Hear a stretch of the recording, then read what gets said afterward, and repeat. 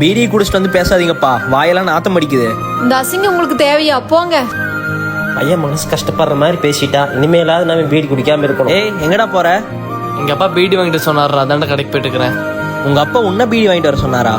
இப்பதான் வீட்டுக்கு வந்தீங்க, அதுக்குள்ள எங்க ஓடுறீங்க? பேக்கரி வரைக்கும் போய் ஒரு பீடி குடிச்சிட்டு வந்துடுறேன். நீங்க போனா ஃப்ரெண்ட்ஸோட வெட்டி நாய் தான் அடிச்சிட்டு இருப்பீங்க. ஒழுக்கமா வீட்லயே இருங்க. டேய், நீ போய் வாங்கிட்டு வாடா. சரிம்மா. டேய் உட்கார்றா.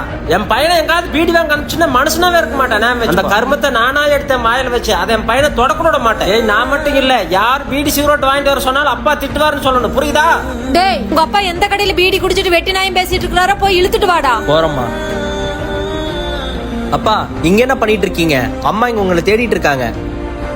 எப்பவும் பீடி தான் குடிப்பீங்க, கையில டீ வச்சிருக்கீங்க. கெட்ட பழக்கத்தை மறக்கிறதுக்கு இன்னொரு கெட்ட பழக்கத்தை கையில எடுத்துட்டப்பா. திடீர்னு என்னால மாறுறது கஷ்டப்பா, ஆனா கண்டிப்பா ஒரு நாள் என்ன நான் மாத்திக்கிறேன்ப்பா. அப்பாவும் மன்னிச்சிருப்பா. அப்பா,